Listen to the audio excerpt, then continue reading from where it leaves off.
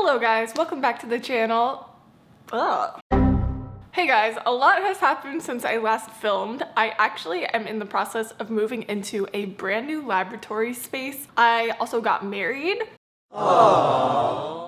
And most importantly, I interviewed Justin Jones from @Created in a Garden, and he is an Anthurium breeder and hybridizer who creates his own plants, and he also recently got into tissue culture as well. This video is a little different than my normal content. I'd recommend putting it on in the background while you are driving or doing plant chores or something like that. Sorry. What is that noise? Do distracting email notification sounds give you anxiety? Is your inbox an unorganized list of thousands of emails? This video sponsor, Sigma Mail, is working to automate your email pains away. Sigma will group all your senders into contacts, which you can easily right-click and mute to never get pinged by them again. They're a software startup currently seeking early adopters and beta testers for their email solution to turn your inbox into a modern iMessage-style contact list. Click the link in the description to go to sigmamails.com to learn more and to sign up for the early access waiting list. Also in the description is a link to their community Discord where you can give the founders feedback on what features you'd want to improve your email experience. Roll the video. Hi everyone, so I'm so excited to be here with Justin Jones today. Hey Laura, thanks for having me. My name is Justin Jones, and I have been growing various tropicals since I was a teenager, and kind of like a lot of people during the pandemic, really got into collecting a lot more, breeding a lot more, just with some extra time on my hands. I was a registered dental hygienist for most of my career, had worked in various dental offices before I went to school, had worked as an OR instrument sterilization tech during that time as a part-time job. So I had exposure via that route through sterile work and some lab work. And that, coupled with my passion for growing, kind of led me to where I am now. It started off as a hobby and just something that I like to do in my free time. And as that evolved, I started collecting more, started breeding various plants, creating my own hybrids, and really wanted to get into tissue culture for a long time. I was under the impression that initially tissue culture was mainly for professional lab setups or large scale operations. I think I had thought at one point that, unless you had an investment of, hundreds of thousands of dollars, tissue culture wasn't something that you could actually do at home. But through various channels and research, realized that this is something that people can do from home, and decided to kind of dive in and give it a try. Today we're going to talk a lot about your hybridization of anthuriums. And for the viewers, before we get into that, would you explain the difference between a species anthurium and a hybrid? Yeah, for sure. The definition in plants is a little bit different than for animals. I mean, the bare bones definition is of a species are two individuals that can reproduce and produce viable offspring. But for plants, that definition fits a lot of hybrids as well. So they differentiate a little bit further by saying that it maintains a species maintains a lot of the original characteristics of the parent plants. For anthuriums, for example, that would include general leaf shape, the vein structure, the petiole, or the stem as far as the shape is concerned, as well as the flower, including the spathe and the entire inflorescence. In a species, those are going to be relatively unchanged. When it comes to hybridization, there are many of them that can be hybridized, and you can have results kind of all over the place as far as expression of those characteristics. Some species will be very dominant in that cross, and then other times you get a pretty even blend of the two parent plants. Do you, with anthuriums, tend to notice a lot of genetic variation among the seedlings that come from the same seed pods? Yeah, it really depends on what the hybrid is. Like I was referring to earlier, some species tend to be really dominant. Um, some of the ones that I've worked with, for example, Papillolaminum, that particular plant will be really dominant in a cross. A lot of the seedlings will end up looking like a pap, and it's not until you get into second and third generations where you start to kind of break away where you will see more variance. Luxuriant is another anthurium that has a lot of dominance in hybrids. They tend to be really bullate, really textured leaves. The overall shape of them still tends to have that characteristic heart shape to them, even if they're crossed with something that looks absolutely nothing like it. And it's also interesting too when you're hybridizing, even if something may have dominant expression, sometimes you won't really see that shine through until the plant becomes mature. So Mhm. when a hybrid is really young, you can see a lot of variance in leaf shape and particularly the vein patterns. When it comes to anthuriums, that's probably where you see most of the variance is the overall shape of the leaf, as well as the pattern of the veins. But then as those plants mature, sometimes you will see the expression of those genes really start to come through, and you'll see more uniformity. It's really cool. It's interesting. They're always changing so much from the time that they first start growing to the time that they reach maturity. I always see on Facebook groups people with photos of Anthurium seedlings asking people to ID what they are, and it feels almost impossible for the really It, small seedlings. Yeah, it is. And when I first started, I was guilty of that too.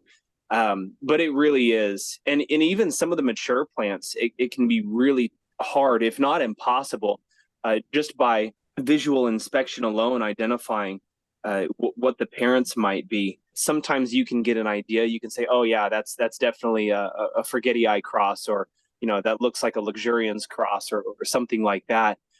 But for some of them, when you get a plant of unknown parentage, to just ask, what could this be? It's kind of impossible to tell, especially as young seedlings, because that plant might look entirely different by the time it matures. And also the flowers and the inflorescence provide some really strong clues as to what the parentage might be. So sometimes it can be kind of premature trying to figure out what it might be. Could you speak a little bit to the process of actually creating a new Anthurium hybrid and kind of what the timeline is for growing them from seed?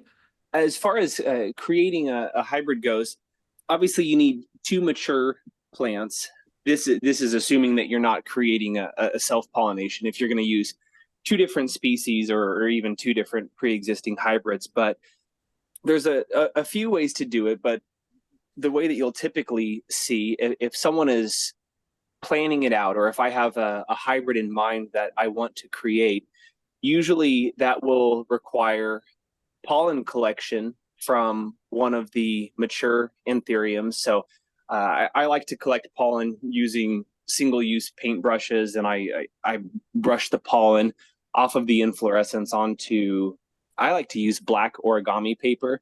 I fold it in half and brush it all off, and it makes it real easy to see. And you'll collect that pollen, and I store mine in just little like micro centrifuge tubes, Mhm. and that pollen can be frozen, and you can store that up to several months. I've read several months up to a year. I've had successful pollinations on pollen that I've used that is approaching a year old, but you can freeze that away, and then when the parent plant, or the seed plant I should say, is receptive, then you'll get that pollen out and apply that over the inflorescence. When it's receptive, you'll see a lot of stigmatic fluid produced, and you'll apply that. I typically will apply that over two or three pollinations to get a really good seed set. And when that plant is no longer receptive itself, it will go into pollen production. I don't tend to collect pollen off of a plant that I've already pollinated just to avoid potential cross contamination.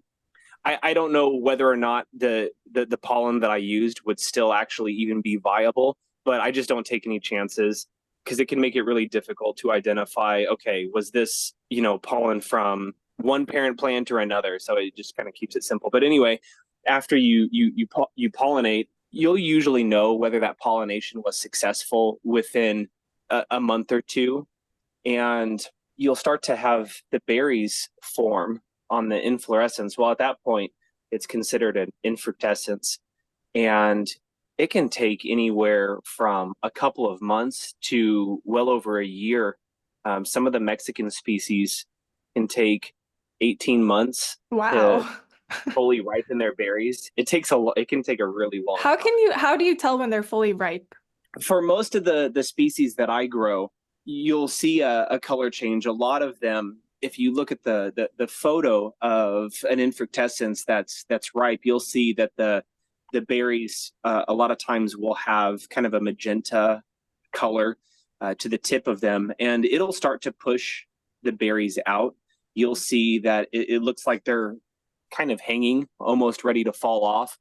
At that point, that's when you start harvesting. I've never grown anthuriums by seed, but do you have to dry the berries out before using them, or what's the process to get the actual seeds?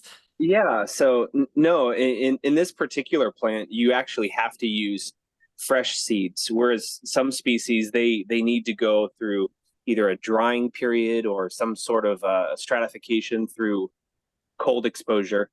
But with anthuriums, they need to be used fresh.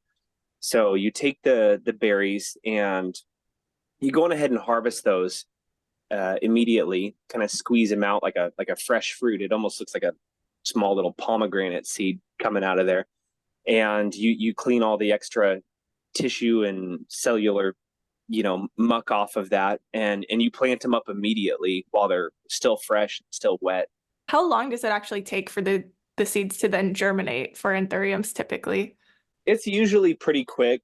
It's dependent on the species or the hybrid, but you will see germination anywhere as quick as a couple of days up to, a week or two, but it usually doesn't take longer than that. That's pretty fast. Yeah. Sometimes I get discouraged with seeds. When you're deciding to basically create a new hybrid, how do you decide which plant should be the pollen donor and which one will actually be the seed parent, or does it not really matter? No, that's a really good question. I don't think it matters a whole lot. I've done crosses where I have used the seed parent and the pollen parent switched, and they look really similar between the batches. I don't think it plays a huge role in that. I think the strength of the expression of the genes of the pollen parent or the seed parent will still shine through. I was using luxurians as an example earlier. Whether you will use that as a seed parent or a pollen parent, you're still going to see a really strong presentation of that plant in the next generation of offspring. And some plants, if you use them as the seed parent, they will take a much longer period to produce berries. So while we're speaking about luxurians, for example, that plant is notorious for taking a really long time to produce seed, up to 12 months, sometimes a little bit longer. However, if you use the pollen of that plant on another plant that usually produces seed much faster, you will Huh, also get seed much faster. that's fascinating. Yeah, even though the offspring will still be dominant in the expression of the pollen parent at that point. Once you have your group of seedlings, how do you actually decide which ones are worth keeping, basically, and kind of growing out? In deciding which ones to keep, it kind of depends on what your goals were in creating the plants in the first place. I will produce a lot of hybrids that I have a particular expression that I'm looking for. Sometimes people just want to produce the plant itself, and as long as it's vigorous and healthy, then that's good enough. But as far as which seeds are going to make the cut, the first criteria would be, well, obviously germination. I guess if it doesn't germinate, then there's your answer there. So that one gets thrown out. But vigor of the seedlings is really important. Sometimes you will have batches that a majority of the seeds come out really quickly and really strong, and they're just great growers overall. There are other hybrids and even species for that matter that you can start to grow where the number of plants that are worth keeping is just much lower. I've had batches of certain species that only about half of them even made the cut because of just a lack of vigor. We call them runts, and they'll just kind of fail to thrive. They won't really die, but you'll notice a big difference between the plants that really take off. They're producing leaves consistently. They're sizing up appropriately. The color is really strong versus some of its siblings that may only have half the number of leaves. They look kind of spindly. The color is weak, so those ones get thrown out immediately. They don't get carried on. At that point, that's when you'll see a lot of people going ahead and pot those up, and whether or not they want to grow them out for themselves or trade them or sell them, they'll go on ahead and do that. But when it comes to selective breeding, typically they're going to need to be grown out a little bit further than that.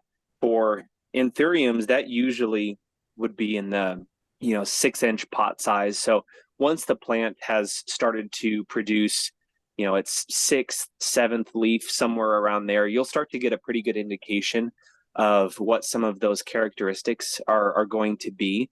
Mhm. And if you are wanting to produce a hybrid that either had a really velvety sheen, or you wanted something that had really beautiful, colorful, emergent leaves, or a really unique vein pattern, you kind of need to give those time to mature to start to see that expression. And then at that point, select, okay, I want to keep this plant or that plant, or maybe a small handful, and continue to grow those out to use in a breeding program. So sometimes anthuriums have letters attached to their names. The ones that I wrote down were Dr. Block F2 and Delta Force RG. Could you talk a little bit about what the letters denote on certain hybrids? Yeah, for sure. When it comes to different hybrids, so if you're looking at plants that have an F1 or an F2, things like that, that refers to the filial generation. So that is what we'll refer to sometimes as line breeding. So you will have two unique parent plants, and when you have a generation of offspring, that's what's considered the first filial generation. So that would be an F1.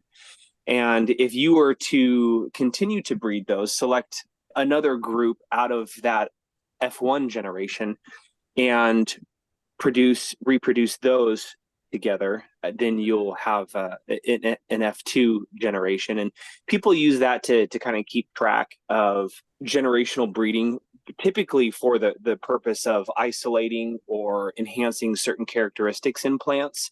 A lot of people don't care about that just in a general sense. Kind of like with dogs or horses and any other sort of breeding. When you're wanting to really enhance certain characteristics, the lineage and what generation of offspring you're working with becomes really important. If you're just growing plants for the appearance and the just the joy of growing them, that's not particularly important. Some of the other acronyms that you'll see would refer to, for example, with anthuriums, you'll see RA attached to several of them. That refers to the initials. Rory Antelock, that's just the initials of the person who originally collected the plant. There's a few others. There's DF, that's Dewey Fisk. So those are just initials given to the person who collected it. Sometimes people will use their initials in keeping track of their own plants just to designate one from another. So, for example, if you have multiple species of, let's say, papillolaminum, for example, if you have 5 or 6 different ones, a lot of times people will use their initials and then a number just to refer to that specific plant. It would be the same thing if someone actually just gave their plant a specific name. It's just a placeholder for identification. Sometimes the the acronym will stand for the location which the plant was collected from. So for Panamanian plants, LG and RG, those refer to different either rivers or lakes or certain regions in which the plant originated. So there's not a set rule necessarily for how to identify what that is. Usually just either asking someone who knows the origin of the plant and you can get a description of what those names are. Okay, interesting. I actually didn't know that the F2 denoted the filial generation. That's new to me, but that's really interesting. Yeah. And one of the things that actually just recently learned this, there was a long discussion that whole topic in and of itself can get kind of sticky regarding, okay, are you working with crossing two F1 generation plants? And then what happens if, you get to an F3 or an F4 and you take that back and use one of the F1 generation plants? There's all kinds of crazy rules there, but there's also something that you'll see denoted as an S1, and that refers to a self-pollination. So if you have a parent plant that you collect the pollen and then you apply the pollen back onto the same plant and you're producing a self-pollination, that would be differentiated from an F1 as an S1, just to identify that, hey, these are not two genetically unique parents. This is one parent. This is one line of genes here. So Can any Anthurium be self-pollinated? some of the plants are, for all intents and purposes, what you would consider sterile. That would be, certain hybrids are thought to be sterile because there's been no successful self-pollinations. One of the plants that I grow, Rhodolantium, has never had a successful self-pollination, and there's been a lot of people, myself included, who have tried to do that. Sometimes if you self-pollinate it, you can still sometimes get seed, but the seed production, the quantity of seeds is either really, really low, and sometimes the plants can be really weak. So as far as hard, fast rules about what plants can and can't be self-pollinated, that's still kind of an ongoing growing body of knowledge, because there have been plants that, even 3-4 years ago, where people have said you can't self-pollinate this plant, and there have actually been a few examples where that is possible. It's just that the success rate is really low. Interesting. Yeah. My next question for you is if you've had any hybridization fails when creating Anthurium crosses or accidentally created anything sort of weird or interesting.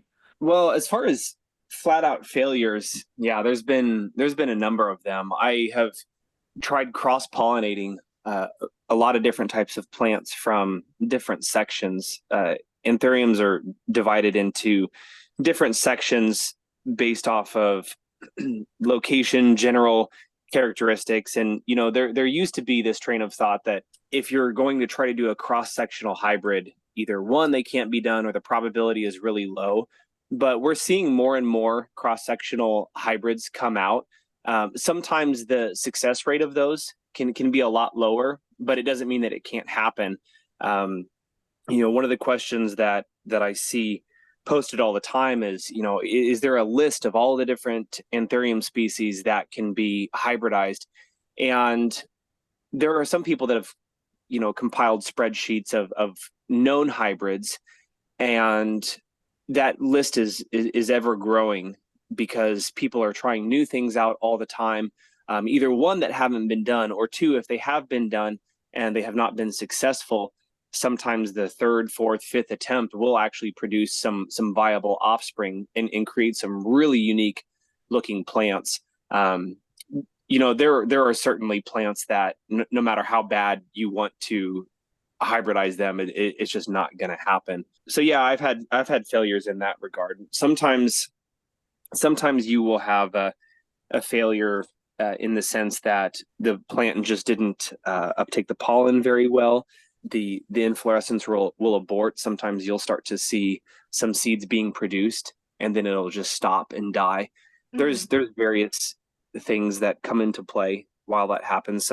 Why that happens. Sometimes it can be environmental. There's some speculation that with certain species, some of the genetic incompatibility will start to kind of present itself as the seeds are developing. So the initial pollination can take place, but you won't start to see really any solid seed or berry development. But as far as my own hybrids, yeah, there's been a number of crosses that I've done that, I had hopes of seeing certain characteristics in plants, and that just didn't really happen. They came out kind of boring or bland, and you end up not keeping any of those. Sometimes with certain hybrids, you will see a lot of variation between the seedlings. You can have a batch of 100 plants, and some of them will look drastically different than the seedlings. Sometimes that's either in mutations in the vein structure. Sometimes you'll see some really unique variegation forms that will pop up. Sometimes the shape of the leaf will be really weird. Sometimes that happens in a desirable way, and then sometimes it happens in a way that just makes the plant look really ugly, or like it's overridden with pest, and it's not anything that you would want to keep. Do you see like random variegation patterns popping up frequently with seedlings, or not so much? It's kind of interesting with anthuriums, particularly with certain species. There are some that you can hybridize that the amount of at least initial variegation that you see is actually kind of high. You will see plants that have speckling variegation. You'll see some of them that it will throw green leaves and white leaves. A lot of those just won't survive, or within a couple of more leaves they completely outgrow it. I don't know, because I haven't spent a lot of time hybridizing other plants, I don't know if that's so common in other plants, but for anthuriums it seems to happen quite a bit.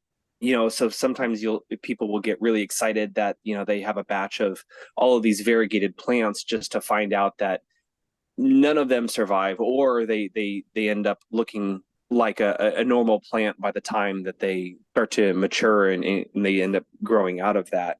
One of the plants that I have, I didn't do the initial cross, but it has a really unique variegation pattern that we refer to as blister variegation. And I can send you a photo of that. There's probably some on my Instagram. But that particular type of variegation doesn't present how you normally picture variegation with different patterns of either white or golds or things like that. It's actually if you look at some of the anthuriums, the veins will often have kind of a glittery outline to them. It looks, when you look at it really close up, it looks like crushed up diamonds. It's actually really neat. And sometimes they will produce what looks like that crushed up diamond appearance in just random splotches throughout the plant that can be really, really cool looking. I don't think I've seen one in person like that. My crystallanum has that kind of diamond effect that I think you're talking about. Yeah, it's the exact same thing. And sometimes you'll see certain anthuriums that will be kind of evenly dispersed throughout the leaf. Sometimes it'll be just along the veins. Sometimes it'll almost take up the entire leaf. But then in other times, you'll just see random splotches, like just, like it got hit with a paintball of that kind of stuff. It's pretty cool. Do you have any favorite hybrids that you've created or that others have created that you think are really notable or interesting? Yeah, there's actually a whole bunch of them. So yeah, one of the favorites that I've recently done, actually, this was a project that I coordinated with another grower. He had the seed parent, and I actually sent him pollen. And it's a Dresslerii crossed with, it's a new species. It's not actually named. So the placeholder is species Nova DF. and the Nova standing for new, and DF standing for Dewey Fisk, kind of like we were talking about earlier. So that plant will eventually be named. But anyway, it's a hybrid between those two. It's really neat because the Dresslerii tends to be pretty dominant in a cross, and the Nova DF has a really unique leaf shape. It's really long. The sinus where you see the lobes come together tends to be really wide and really flat. And this particular plant has just a really neat blending between the two. There are other hybrids that I have that I really enjoy. One of them is Carla Blackier crossed with a Dresslerii, and it's just a really elegant looking plant.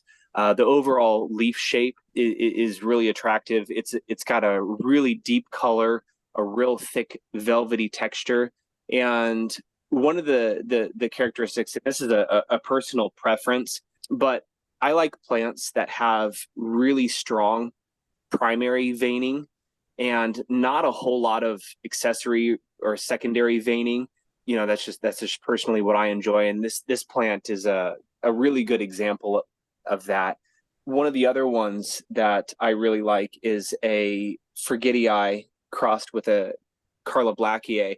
That's a really striking plant. The Forgetii tends to be really dominant in crosses, and with this particular plant, it's real interesting that you don't see that dominance really show up until it's bigger, but it still maintains a lot of the veining of the Carla Blackier, as well as the flower itself looks like a Carla Blackier flower, not a Forgetii flower. So it's kind of a really unique merging of the two plants. You mentioned that the Nova DF was a placeholder name and that it was getting a name. When does a hybrid get its own name instead of just having the seed parent X with the pollen parent? So for that particular plant, that particular one is going to be at some point it'll be published as a species, most likely.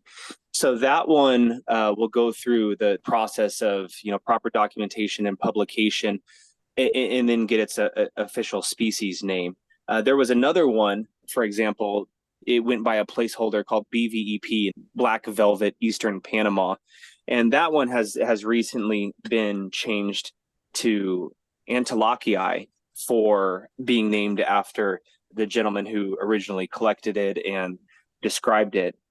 As far as hybrids go, when it comes to naming them, that can be kind of a controversial issue within the Anthurium hybridizers out there. You're supposed to go through a proper channel of registering the actual hybrid, the same way that you would with orchids and various other plants. There's a set of criteria that you need to meet in order to have the plant, officially registered under that name. One of the differences, though, between anthuriums and orchids, and correct me if I'm wrong, but my understanding is that orchid hybridization, you can actually apply a name to all of the offspring. With aroids and anthuriums, you're not technically supposed to name an entire batch. It's supposed to be unique to a single plant that the offspring, when it's reproduced, maintains real similar characteristics to the parent plant. And I actually agree with that, because after doing a number of hybrids, the variation that you will see across a batch can be massive. And unless you're specifically going through and selecting all of the plants that look very similar to each other, providing a batch name doesn't really do a whole lot of good, because when you use that name to describe the plant to someone, if you've got 40 plants out there that look completely different, but it's technically from the same cross, then it's not particularly useful. But what you'll see a lot of times within the hybridization and growing community is people will use certain names of ascribed to a plant. I've got a few of them that, after doing several hybrids, if there's a particular plant that I want to designate because of some unique characteristics, and I want to use that for future breeding or just continue to propagate that particular plant, that name just gives it a way to identify it, not only for myself but for other people. It's not officially recognized by the International Aeroid Society, so it's by no means an official name. You wouldn't see that published or documented anywhere outside of the knowledge of the community of growers. So I'd love to talk a little bit about your tissue culture work because I know we actually started doing tissue culture around the same time. I think you said you started 8 months ago, and I started my work about 12 months ago now. I think it would be helpful to get an overview of the TC process for anthuriums because for my subscribers, I actually incorrectly said in my last video that most anthurium tissue culture was done through shoot culture by using a node as your explant. But Justin has let me know that that's actually not the case. And a lot of anthuriums are actually grown by callus culture, which I thought was really fascinating. when tissue culturing anthuriums, if you want a plant that's going to visually and genetically match the parent plant, and then that needs to be done through cuttings or callus culture. You can grow seed anthuriums in tissue culture. It's just that the same way that you would see variation in hybrids or even small variations within species produced by seed, you'll see that same thing in tissue culture. So if you want a plant that is going to perfectly replicate the parent, then that has to be done through node cuttings, or grown from callus. There's a couple of different ways that you can come about each one of those. Anthuriums, they have a reputation to be kind of difficult to grow from node cuttings because the plants can be really difficult to properly sterilize. When it comes to how they're generally produced for large scale production, that tends to be through callus culture. And the way that is done, you can get your explants from several different sources. You can get an explant from a leaf cutting. You can get it from a petiole or a stem cutting from the actual leaf itself. You can use the spath, part of the colorful flower petal, to give rise to callus, but typically it's done through either a petiole cutting or through a leaf cutting. And leaves that are used are new leaves that the general recommendation that you'll see documented is a half to 2/3 their finalized length. I'm not 100% sure why new leaves work better than old ones. I don't think old leaves tend to be very successful at all. And I would just imagine because those leaves are actively in the process of growing and the cells dividing, it just tends to be more successful that way. So that's where I have got most of my explants from are new leaves. And once you take a cutting of the new leaf, you'll want to go through and sterilize that the same way that you would, putting any other plant into tissue culture. It tends to be a little trickier because you're working with a brand new leaf. So trying to develop a protocol that will properly sterilize the leaf without killing it. I mean, that's kind of the crux of explant sterilization everywhere. But for that particular instance, it's a real delicate game because the difference between contamination and a dead leaf, that margin of error is not very wide. I would imagine it's difficult too because some anthuriums, like the luxurians, have much thicker leaves and probably those can withstand a higher concentration of bleach, whereas I feel like some are kind of have flimsier leaves that might make sterilization more difficult.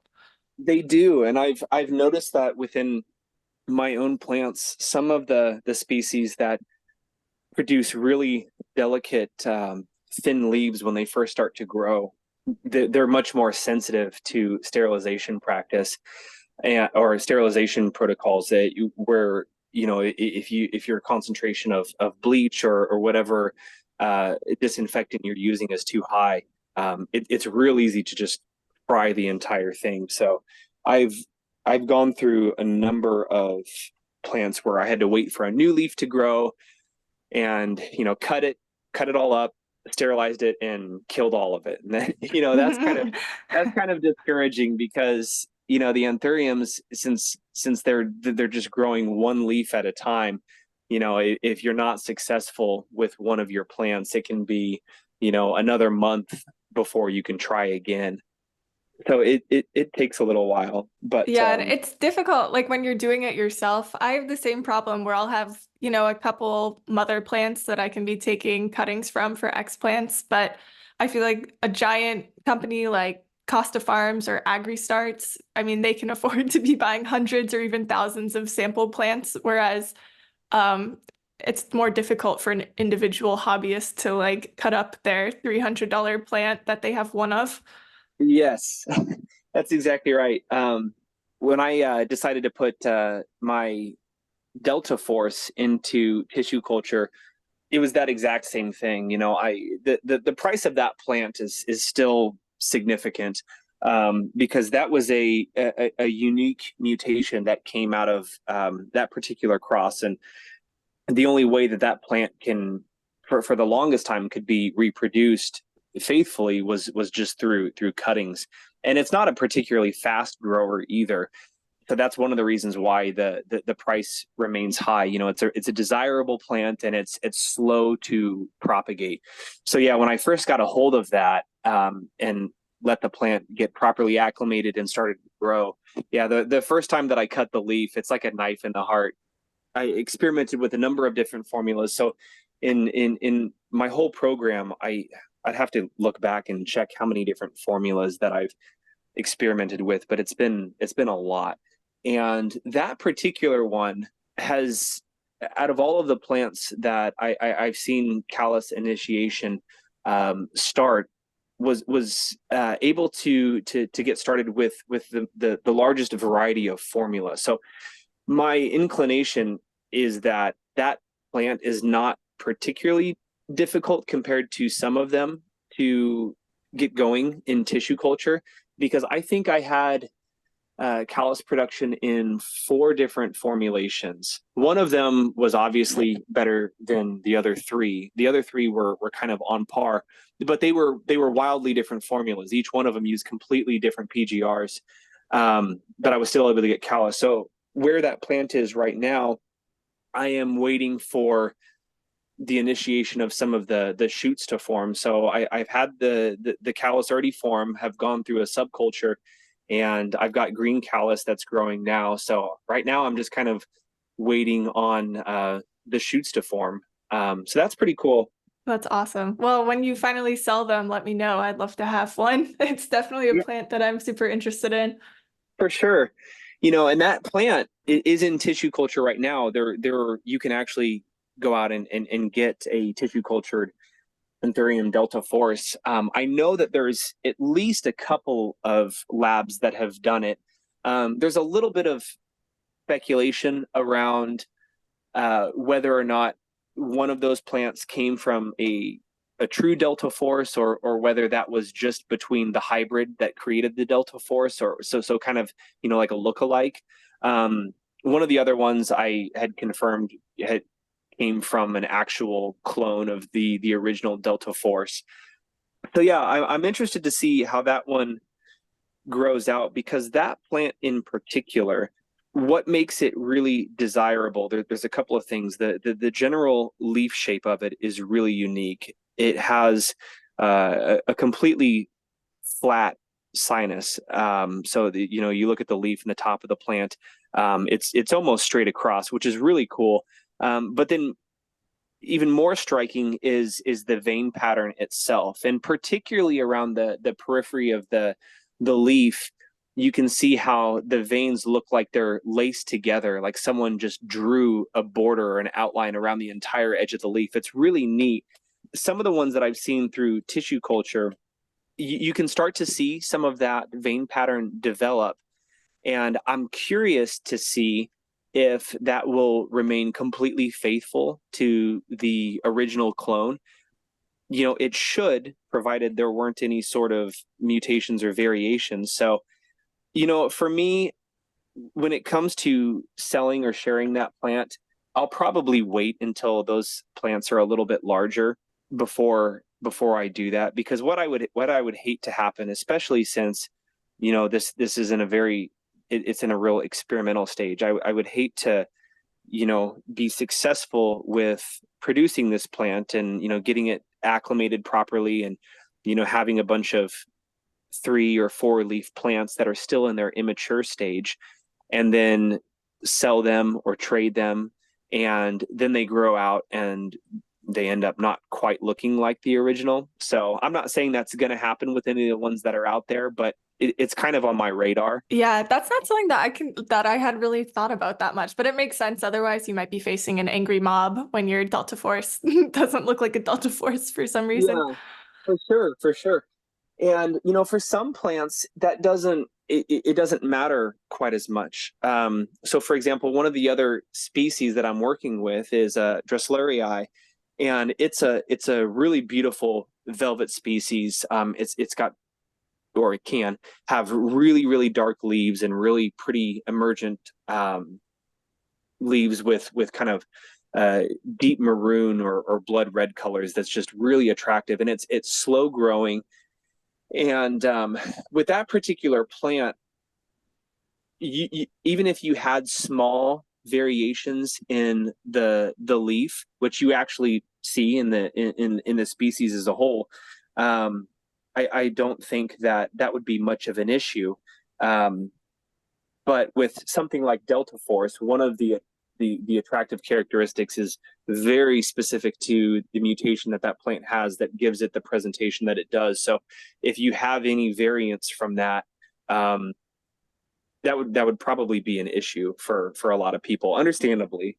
When it comes to tissue culture, particularly for anthuriums, if you spend any time trying to research them, track down any protocols, it's pretty difficult, especially with a lot of the species that I grow. Most of the species that I grow are primarily for the enjoyment of the foliage itself, but anthuriums in tissue culture, particularly large scale tissue culture, tends to be around the Andrianum variety. Though that's typically what you will see as the Is that the flamingo flower? yeah, yeah, that's exactly right. So, all of the ones that you see in nurseries with the real waxy, bright colored spath on the inflorescence or the flower itself, that's where that came from. That is where tissue culture really has centered around anthuriums. In the United States, it's not nearly as big of a market as it is in certain Asian countries. Some of the varieties that they have are really incredible, and it's primarily for the cut flower industry. If you Google images of that particular plant, it usually focuses right around the spath, and that's the what looks like the bright colored petal right around the Hmm. the flower. And some of them will be huge. They'll be speckled with all different colors. There's reds and pinks and yellows, and there's stripes on them and splotches. When I got into tissue culture, when I started my initial research, virtually everything that is published is around those particular species, which was a little disheartening at the time, because, as you probably know, sometimes species can be really specific for what protocols will work with them and which ones will not. And Hmm. what I was finding that was really interesting is, even within that particular species, there can be really tight tolerances, particularly related to the levels of the growth hormones, or even which growth hormones are used, that will be successful or even sometimes highly successful with one cultivar, and then with another it's not very effective, or it just flat out doesn't work. So I knew, getting into it, that there was going to have to be a lot of experimentation that was done before I would even see any results at all. I started reading through pretty much all of the literature that I could get a hold of, even though it wasn't on the species that I was getting a hold of. And I was trying to orient myself with just general media, general plant growth regulators that people like to use, because I figured that since the plants are at least in the same genus, maybe I would try using some of those as a starting point. But yeah, there was no place that I could go where it was, hey, you were working with an Anthurium forgetii, and here is the protocol that has shown to be successful. It just doesn't exist. I have the same challenges with finding very specific protocols. It feels like there's a lot more available, and it makes sense that this is the case, but a lot more available for food crops like bananas and potatoes and everything, and Yeah. not as many for like hyper specific tropical plants that people typically keep in their homes. Yeah. I know that there have been anthuriums that have been in tissue culture before. So, for example, one of the really popular ones is called the Anthurium ace of spades. It's a really dark, heart-shaped anthurium species. It's a really nice velvet leaf. A number of years ago, that plant was really popular, and it was put into tissue culture. And for a number of years, that plant kind of fell out of favor. But then, around the time that COVID came around and people really started kind of taking up an interest again, it came back around. And I don't know at the time if it's been put back into tissue culture, but, it went from being a plant that you could get for $20 or $30 at one point to very few people even had it anymore. And if you wanted one, you need to be paying, hundreds of dollars to get a hold of it. Dr. Block, who you had referred to earlier, he has created a number of really beautiful hybrids that are known for the really intricate vein patterns that they have, as well as some of the really bright emergent leaves, some of them having purples and bright reds. Some of those have been put into tissue culture. I don't believe his labs are in the United States. I think he's using some in Europe. A couple of different ones, but he is producing some through tissue culture for the purpose of ornamental foliage growing. That's still kind of a small percentage of anthuriums that are grown through tissue culture.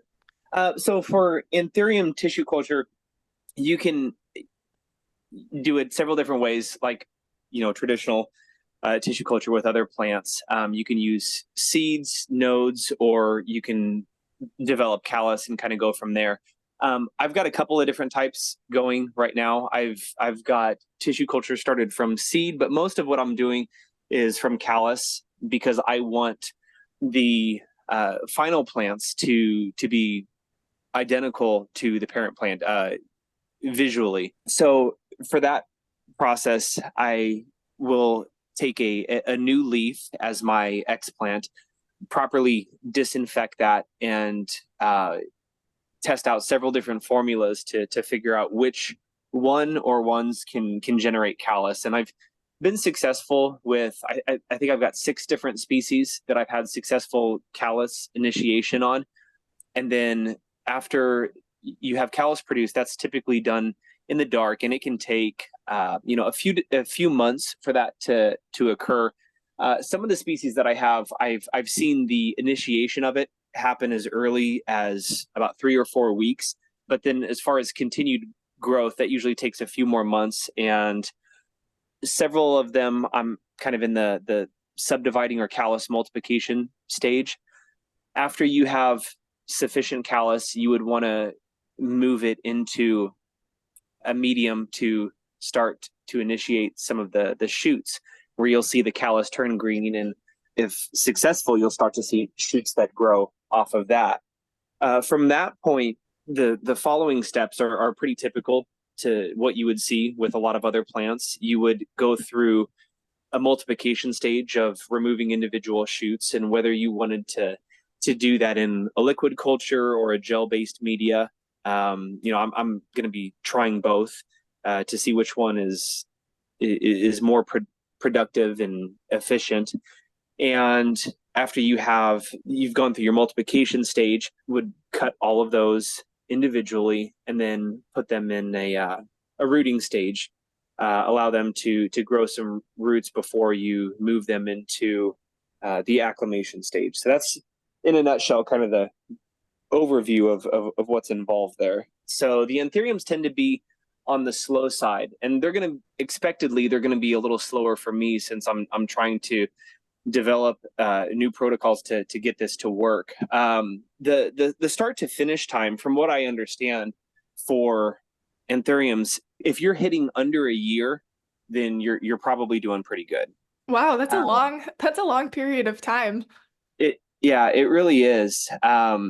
When starting from callus, 3 to 6 months, I think, before you even start to get into the callus multiplication stage is pretty typical. Some of the published research that I've read, they'll use words or phrases like rapid propagation of callus culture, and if they're hitting the 3 month mark to get callus initiation, that's when they would consider it rapid. If that gives you Jeez.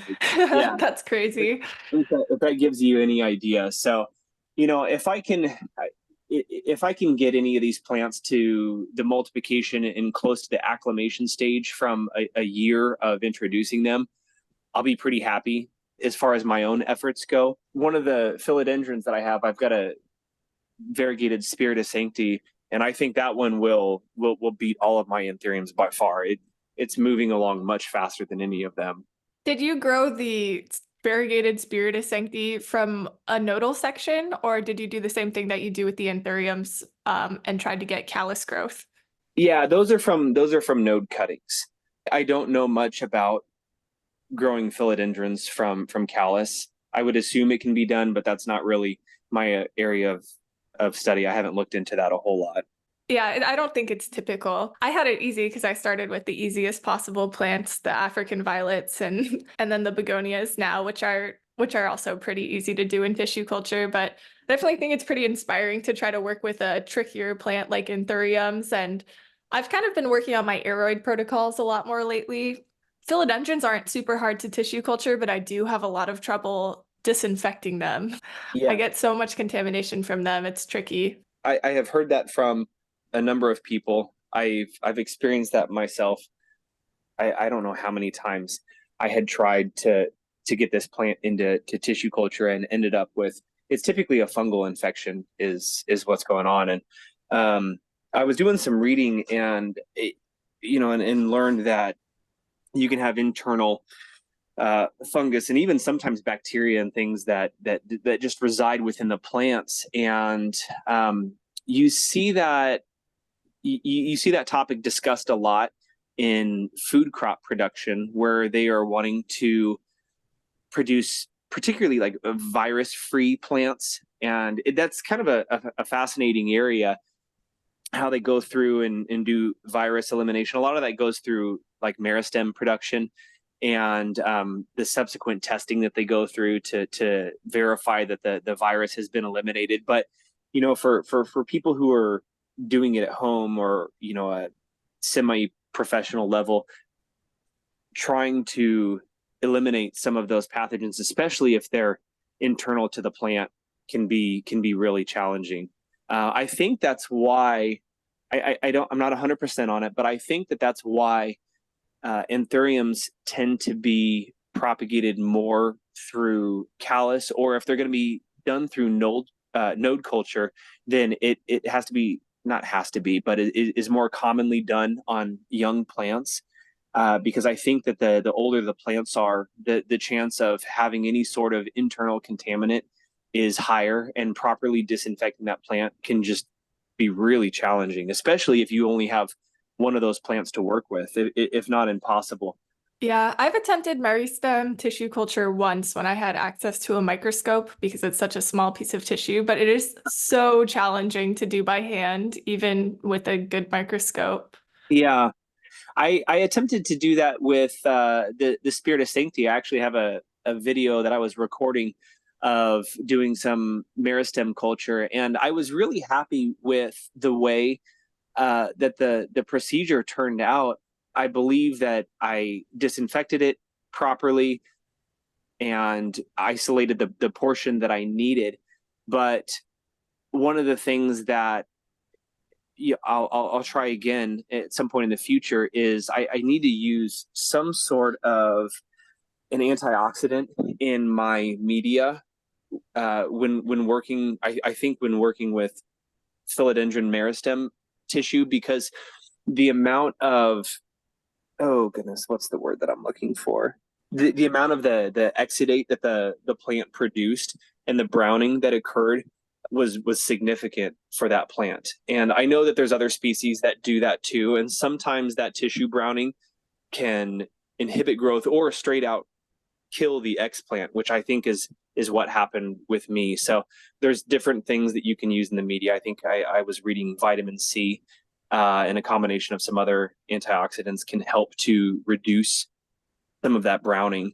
So you're saying the actual tissue itself was browning, Yeah, not the media yeah, from like ethylene gas or anything? yeah. Well, actually, it's both. So the tissue itself was browning the same way that you would see like a banana or an apple brown when it starts to be exposed to the air. But then it will also you will also have some of the exudates that come from the actual plant itself. So if you look into the media, it will be you'll start to see some browning like immediately surrounding where the cut was, Hmm. and that can, from what I was reading, that can, if it's present at high enough levels, that can inhibit growth completely. So Wait, was this your variegated Spiritus Sancti that you're talking about cutting up right now? yeah, You're crazy. Oh my gosh. yeah, You've got quite the plant collection. yeah. I that particular plant, I know, I wanted to be first to bring that to market. I kind of wanted to get ahead of the curve on that particular one. But yeah, that's just a really risky move. Now the plant has, I still have several stem sections that have regrown, so it's not like I destroyed my entire plant. I wasn't going to do that. But yeah, going through meristem culture on that plant, taking a top cutting of it, yeah, that was. I thought about that one a lot before I pulled the trigger. I was The really te hesitant. the $10,000 cut there. Oh my goodness. Yeah, I didn't want to mess with it. But I knew I wasn't going to kill it completely. But making a cutting like that, obviously is going to set the plant back quite a bit, because you have to then, regrow the plant from new node activation. So yeah, it was a bit of a setback, but that's okay. No, that's awesome. I respect it. I think that's really cool. Justin, thank you so much for your time. It's been really interesting chatting to you about your anthuriums and super fascinating work you're doing. And I'm excited to see your plants once you start taking them out of tissue culture too. Yeah, you're welcome. I appreciate it. I appreciate you having me on, and I appreciate it and enjoy your channel too. I think it fills this really cool niche of people wanting to get into tissue culture at home, and I think you do a really good job of uh, describing that to people and kind of showing your process. So thank you. Thank you so much. I really appreciate it.